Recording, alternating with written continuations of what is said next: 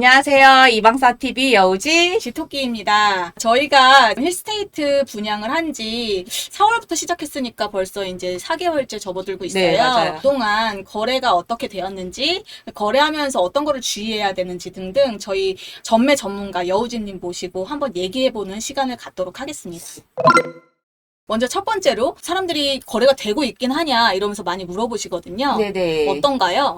꾸준히 거래량은 증가하고 있고요. 우미린 오픈하고 나서 힐스테이트 문의가 더 많아졌다는 소리가 있어요. 네, 제 개인적인 생각으로는 2000 전반적인 시세라든지 이런 걸로 봤을 때 괜찮은 가격에 나왔어요. 4억 7천대 중춘 기준으로 그 정도라고 하면 가격 면에서도 괜찮을 것 같긴 하거든요. 근데 이제 막상 우미린을 기대할 거나 중립 택지지구를 좀 기대했던 분들은 좀 그런 생각이 좀 아니신 것 같아요. 좀 비싸다는 여론이 있었죠. 네, 이렇게 네. 생각하시는 것 같아요. 실질적으로 피를 더 주더라도 힐스테이트가 더 저렴하다고 생각이 들 거예요. 아시다시피 브랜드도 뭐 무시 못하는 거고. 네, 이제 어쩔 수 없이 비교가 되는데 네. 힐스테이트 가격이 조금 더 메리트가 있고 평수도 다양하고 이제 위치도 조금 이천역이랑 가깝고 이렇다 보니까 손님들이 선호하지 않나 싶습니다. 네. 진짜 손님들이 항상 물어보시는 것 같아요. 1차가 더 좋냐, 2차가 더 좋냐. 분명히 1차가 분양가가 3천 정도 더 차이가 나요. 싸다는 네. 거죠. 그럼에도 불구하고 우리가 프리미엄이라는 게 형성이 되잖아요. 네네. 가격을 내가 중점적으로 봐서 조금이라도 싸게 가져가고 싶다라고 하시면 전체 가격을 좀 비교하셔야지 되지 않을까 싶어요. 프리미엄 그쵸? 가격을 포함했을 때 네. 전체 가격. 네. 예. 나는 역을 조금 더 선호할 건지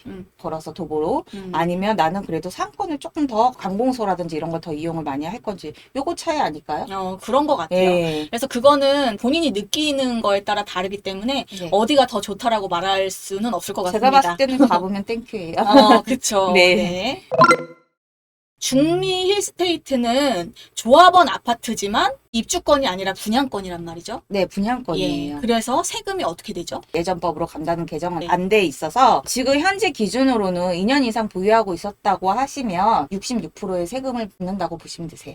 근데 제가 이 계약서를 보니까 공급계약서 상에 있는 날짜와 네. 실제로 분양받은 날짜가 좀 다른 걸로 알고 네, 있어요. 맞아요. 예, 그럼 실제 우리가 공급계약서를 쓴 날짜 기준으로 하면은 2년이 안 넘은 상태가 되거든요. 그래서 지금 그게 문제가 좀 됐었어요. 네. 작년에 한번 조합원 분들이 추가 분담금이라든지 이런 것 때문에 다시 공급계약서를 받았는데 그게 작년도 11월 달로 찍혀 있을 거예요. 그래서 저희가 양도세를 신고할 때 승인 환기서를 드리면 그거 갖고 이제 세무서 가서 직접 신고를 하실 때 거기다 제출하시면 그 날짜로 적용이 됩니다. 그래서 66% 세금을 적용을 받으실 수 있다. 네네, 맞아요. 여기는 취득세가 좀 다르다는 얘기를 들었어요. 네, 맞아요. 여기는 토지도 별도로 조합원이 산 거고 네. 건물도 조합원이 올리는 식인 거예요. 네. 그래서 원시 취득이라고 해요. 그런 거를. 음. 아무것도 없는 땅에다가 내가 최초로 소유권 이전을 받는 거거든요. 네, 그러면 당연히 네. 취득세가 두 번을 나오겠죠. 토지. 네.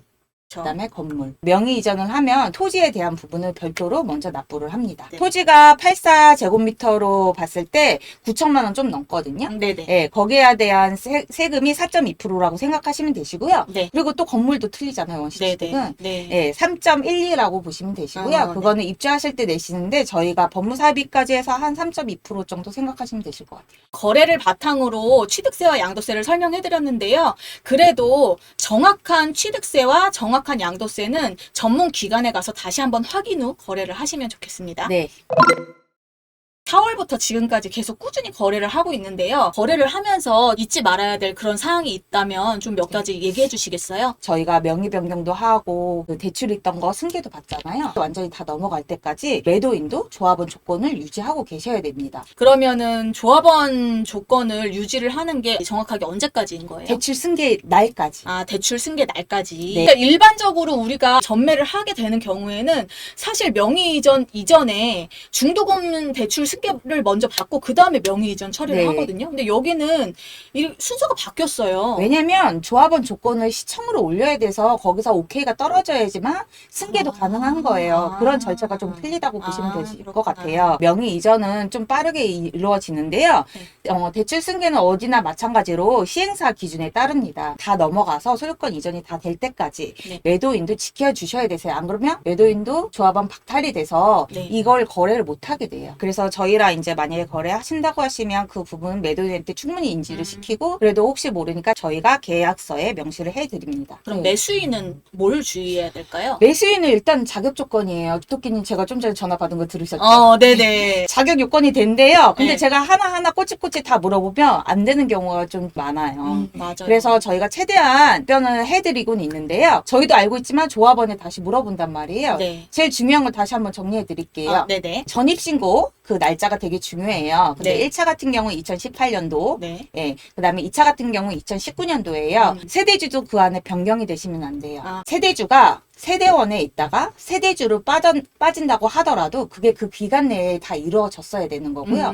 내가 2차를 하는데 2020년도에 제가 세대주가 됐어요. 그런다고 해서 세대주 조건이 되는 건 아니에요. 그쵸. 조합원 조건이 생각보다 진짜 까다롭네요. 네, 그 날짜 내에 만약에 내가 큰 평수가 있었는데 지금 큰 평수가 없어요. 그럼 난 조합은 조건이 되겠지 이런 분도 계셨거든요. 근데 안 돼요. 84제곱 이하인 주택은 괜찮지만 네. 그 이상이면은 안 된다는 거죠. 예, 맞아요. 그러면 어느 날짜 기준으로 안 된다는 거예요? 그게 2018년 똑같아요. 2019년 같이 동일하게 적용이 됩니다. 네, 그 적용되는 날짜 이하의 계월수여야 된다는 거죠? 그쵸. 좀 헷갈리실 거예요. 그러니까 거래를 좀 많이 해보신 부동산 이런 걸 통해서 정확하게 상담 받으시는 게 제일 중요한 것 같습니다. 그리고 제일 중요한 건 현금 납입금이에요. 현금을 주고 받아야 되는 거잖아요. 돼야지만 정확하게 계산이 끝나서 명의전이 돼야 되는 부분인데 동호수별로 약간씩 좀 차이가 있어요. 그러니까 그걸 정확히 아셔야 되시고 중도금 같은 경우는 7회차에는 현금이 납부가 돼야 됩니다. 내가 여유 자금이 있는지도 한번 체크해 주셔야 되시는 거고요. 기본적으로 중도금이 1회차에서 6회차까지 있는데 여기는 6회차부터 7회차까지 있고 네. 그중 7회차는 현금 납부를 해야 된다는 거죠? 왜냐면 은행에서는 어딜 가나 6회분밖에 중도금이 안 떨어져요.